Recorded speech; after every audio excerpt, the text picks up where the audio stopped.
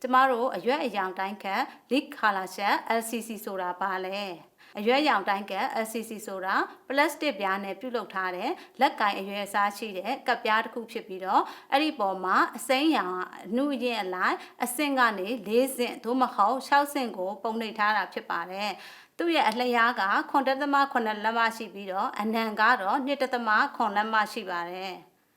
အရွက်အယောင်တိုင်းကတ်ကို1988ခုနှစ်မှာဂျပန်နိုင်ငံမှာစတင်တည်ထွင်ခဲ့ပါတယ်။အဲဒီနောက်မှာတော့အပြည်ပြည်ဆိုင်ရာစံကြဘာသုတေသနအဖွဲ့ International Rice Research Institute IRRI IRIHA ဆိုလို့ရှိရင်ဂျပန်နိုင်ငံရဲ့မူလဒီဇိုင်းကိုအခြေခံပြီးဒေသအမျိုးမျိုးမှာရှိတဲ့လယ်သမားများပုံမအသုံးပြုနိုင်စေရန်ရည်ရွယ်ပြီးတော့ပုံမရိုးချွင်းပြီး300လက်ကူတဲ့အရွက်အယောင်တိုင်းကတ်ကိုထပ်မံတည်ထွင်ခဲ့ပါတယ်။တစ်ကနေ6ထိပါပါတယ်နံပါတ်1ကဆိုလို့ရှိရင်အစိမ်းရောင်အလွန်ဖြော့တဲ့အရောင်ဖြစ်ပါတယ်ပြီးတဲ့နောက်မှာဆိုလို့ရှိရင်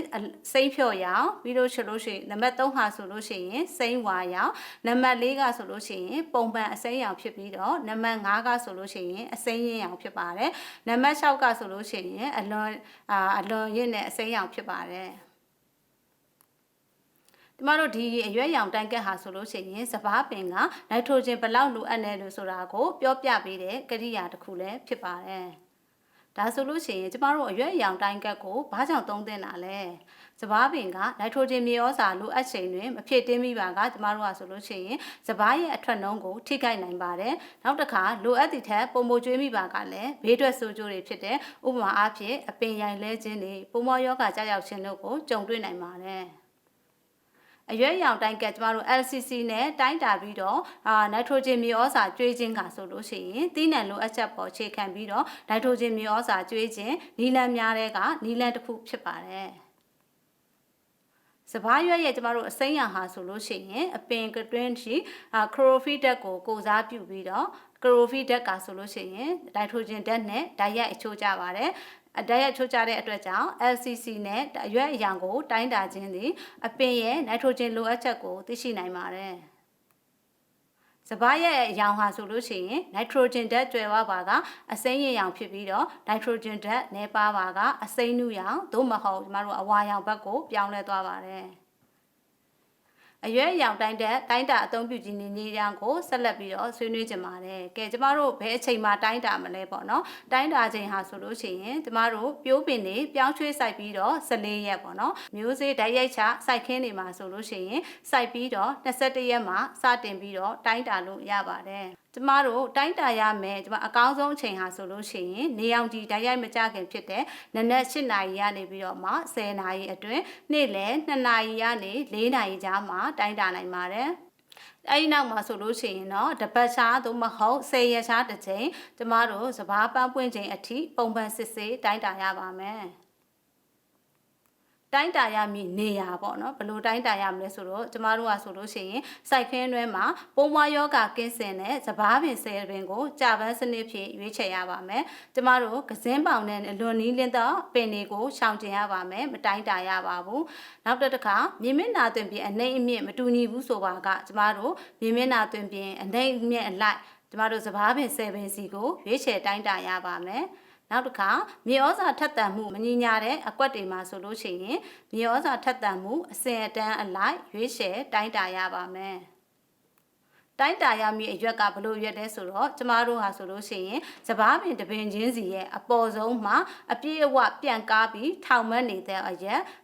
Tosmophilia expandalis ကိုတိုင်းတာရန်ရွေးချယ်ရပါမယ်ကျမတို့တိုင်းတာတဲ့အခါမှာဆိုလို့ရှိရင်နေရောင်ကြီးဓာတ်ရိုက်ကျနေတဲ့နေရာမှာတိုင်းတာပါကအယောင်မှားယွင်းမှုကိုဖြစ်စေနိုင်တဲ့အတွက်ကြောင့်ခန္ဓာကိုယ်ရဲ့အရိပ်ကျနေသောနေရာမှာတိုင်းတာရပါမယ်ကျမတို့ရွေးချယ်ထားတဲ့စပားရွက်ရဲ့အလယ်ပိုင်းပေါ့နော်အလယ်ပိုင်းကို LCC ကပ်ပြားပေါ်မှာတင်ပြီးတော့အရွက်ရဲ့အယောင်နဲ့အနီးဆက်ဆုံးတူညီသောကပ်ပြားပေါ်မှာအယောင်နံပါတ်ကိုမှတ်သားရပါမယ်ဥပမာအဖြစ်ဆိုလို့ရှိရင်နံပါတ်4မှာရှိသလားပေါ့နော်နံပါတ်3မှာရှိသလားစသဖြင့်လိုက်ပြီးတော့တိုက်ဆိုင်စစ်ဆေးပြီးတော့အဲ့ဒီနံပါတ်ကိုမှတ်သားထားရမှာဖြစ်ပါတယ်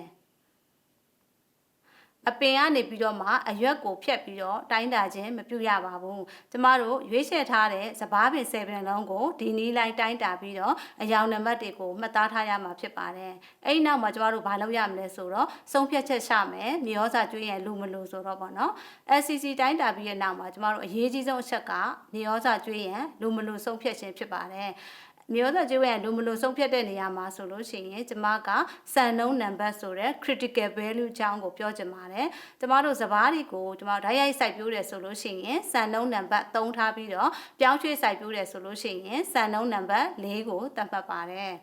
စပားမျိုးတွေနဲ့ပြောမယ်ဆိုလို့ရှိရင်အရွက်အယောင်နုတဲ့ဒေတာမျိုးတွေမှာဆိုလို့ရှိရင်စံနှုန်းနံပါတ်ကို3ကိုထားပြီးတော့အခြားမျိုးတွေမှာဆိုလို့ရှိရင်စံနှုန်းနံပါတ်4ကိုသတ်မှတ်ပါတယ်ဘယ်လိုဆုံးဖြတ်မလဲဆိုတဲ့အခါကျတော့ကျမတို့တိုင်းတာတဲ့အပင်မှာဆိုလို့ရှိရင်အပင်10ပင်မှာအပင်အများစုကဆိုလို့ရှိရင်6ပင်နဲ့အထက်ရဲ့အရွက်အယောင်ကကျမတို့သတ်မှတ်တဲ့ဥပမာအစောကပြောတဲ့သတ်မှတ်ထားတဲ့စံနှုန်းနံပါတ်3အောက်4အောက်ရောက်ပြီသတ်မှတ်စံနှုန်းအောက်ရောက်ပြီဆိုလို့ရှိရင်ယူရီးယားမြေဩဇာကိုချက်ချင်းကျွေးရန်လိုအပ်ပါတယ်စံနှုန်းအထက်မှာရှိနေသေးမယ်ဆိုရင်တော့မြေဩဇာကျွေးရန်မလိုအပ်ဖက်နဲ့နောက်တစ်ပတ်အကြာမှာထပ်မံစစ်ဆေးပေးရမှာဖြစ်ပါတယ်မြေဩဇာကျွေးရမယ်ဆိုလို့ရှိရင်တဧကမှာယူရီးယားပလဲမြေဩဇာ20ကီလိုဂရမ်နှုန်းထည့်သွင်းပေးရပါမယ်ဒီမှာဆိုလို့ရှိရင်ကျမတို့ထည့်သွင်းစဉ်းစားရမယ့်အချက်တွေကိုလိုအပ်ပါတယ်ကျမတို့အရွက်အယောင်တိုင်းကနီးပညာဟာဆိုလို့ရှိရင်မြေဩဇာသုံးစွဲမှုကိုကျမတို့မှန်းဆသုံးစွဲခြင်းရနေပြီးတော့မှအပင်ရဲ့လိုအပ်ချက်အပေါ်အခြေခံတဲ့တိကျတဲ့သိပ္ပံနည်းကျစီမံခန့်ခွဲမှုစီကိုပြောင်းလဲပေးနိုင်တဲ့တန်ဖိုးရှိတဲ့နည်းပညာတစ်ခုဖြစ်ပါတယ်ကျမတို့ရဲ့စပားစိုက်ခင်းအတွင်းမှာရေသိမ်းရေထုတ်စနစ်မှန်ကန်ရပါမယ်အခြားမြေဩဇာတွေဖြစ်တဲ့တီဆူပါပိုတက်ဇင်ဆာဖာနဲ့အခြားအာဟာရဓာတ်တွေကိုလုံလောက်စွာရှိပါကကျမတို့အရွက်အယောင်တိုင်းကတ်ကိုအသုံးပြုပြီးယူရီးယားမြေဩဇာထည့်သွင်းအသုံးပြုခြင်းကပုံမထိရောက်မှုရှိပါတယ်ဥပမာအားဖြင့်ဆိုလို့ရှိရင်ကျမတို့ကွင်းထဲမှာဆိုလို့ရှိရင်ဆာဖာဓာတ်နဲ့ဇင်ဓာတ်ကဆိုလို့ရှိရင်မရွေချားနိုင်ပါဘူးမရွေချားနိုင်တဲ့အတွက်အပေါ်ဆုံးအရွက်တွေကအဝက်အဝါရောင်သူရဲ့ချွတ်တက်မှုလက္ခဏာကအရွက်အဝါရောင်ပြောင်းနေတတ်ပါတယ်ဒါဆိုလို့ရှိရင်ကျမတို့ကမှားယွင်းမှုဖြစ်နိုင်ပါတယ်မှားယွင်းမှုဖြစ်ပြီးတော့နိုက်ထရိုဂျင်တွေထည့်မိမှာဆိုပါတယ်ဒါကြောင့်ဒီမြေဩဇာဓာတ်တွေကမီးစုံဓာတ်ပိုတက်ဆာဖာဇင်ဓာတ်စတဲ့ဟာဆိုလို့ရှိရင်စိုက်ခင်းအတွင်းမှာလုံလောက်ရမှာဖြစ်ပါတယ်နောက်ဆုံးအနေနဲ့အရွက်အယောင်တိုင်းကအသုံးပြုခြင်းနဲ့ရရှိလာသောအကျိုးကျေးဇူးတွေကိုပြောပြချင်ပါတယ်ငွေကုန်ကြေးကျတတ်တာပါတယ်ကျမတို့မြူရီးယားမြေဩဇာကိုအပင်ဓာအမှန်တကယ်လိုအပ်တဲ့အချိန်မှသာထည့်သွင်းရသဖြင့်မလိုအပ်ဘဲပုံပုံသုံးစွဲမှုကိုချောင်ချားနိုင်ပြီးတော့မြေဩဇာကိုအနည်းဆုံး20ရာခိုင်နှုန်းကနေ30ရာခိုင်နှုန်းအထိတက်တာစေပါတယ်ကျမတို့အထွက်စပားပင်ရဲ့အထွက်နှုန်းတွေတိုးစေပါတယ်ကျမတို့အပင်ငါဆိုလို့ရှိရင်အာဟာရဓာတ်လိုအပ်ချိန်မှာအစာကျွေးနိုင်တဲ့အတွက်ကြောင့်အပင်ကောင်းစွာဖြစ်ထွန်းပြီးတော့သီးနှံအထွက်နှုန်းကိုတိုးတက်စေပါတယ်ပုံမယောဂတန်ကိုခံနိုင်ရရှိပါတယ်ကျမတို့နိုက်ထရိုဂျင်မြေဩဇာကိုအလွန်အကျွံသုံးစွဲလိုက်နဲ့အပင်တွေကစိမ့်ဆူပြီးတော့အရေးချမ်းပြီးတော့ပုံမွားများအလွယ်တကူကြားရောက်နိုင်ပါတယ်အရွက်ရောင်တိုင်းကနဲ့မျှတအောင်ကျွေးခြင်းအဖြစ် ENA ကိုချော့ချပေးပါတယ်ကျမတို့ဟာဆိုလို့ရှိရင်မြေဩဇာကိုအလွန်အကျွံသုံးစွဲမှုကြောင့်ဖြစ်ပေါ်လာတဲ့မြေဆီလွှာပျက်စီးခြင်းနဲ့ရေအရင်းမြစ်ညဉ့်ညမ်းခြင်းတို့ကိုကာကွယ်ပေးပါတယ်ကျမတို့ကဘလို့အကြောင်းလုံးဆိုလို့ရှိရင်ကျမတို့ထည့်သွင်းလိုက်တဲ့ယူရီးယားမြေဩဇာဟာဆိုလို့ရှိရင်စိန်ဆင်းခြင်းနီးလန်းနဲ့မြေကြီးထဲကိုဝင်သွားတယ်အဲ့ဒီကနေပြီးတော့မှရေအောက်ထဲကိုရောက်သွားတဲ့အခါမှာရေတွေကညဉ့်ညမ်းသွားပါတယ်ကျမရွက်ရောင်တိုက်ကတ်ကိုအသုံးပြုခြင်းအပြင်ပတ်ဝန်းကျင်ကိုကာကွယ်ပေးပါတယ်ကျမတို့မြေဩဇာအလွန်ကျွံသုံးစွဲမှုကြောင့်ဖြစ်ပေါ်လာတဲ့မြေစီလွှာပျက်စီးခြင်းနဲ့ရေအရင်းမြစ်ညဉ့်ညမ်းခြင်းတို့ကိုကာကွယ်ပေးပါတယ်ဒါကြောင့်ကျမတို့ဟာဆိုလို့ရှိရင်မြေဩဇာကိုချွေတာပြီးတော့စပားအထွက်တိုးစေမယ်အရွက်အယောင်တိုင်းက LCC နည်းပညာကိုအသုံးပြုသင့်ကြောင်းတိုက်တွန်းလိုက်ပါတယ်ကျေးဇူးတင်ပါတယ်ရှင်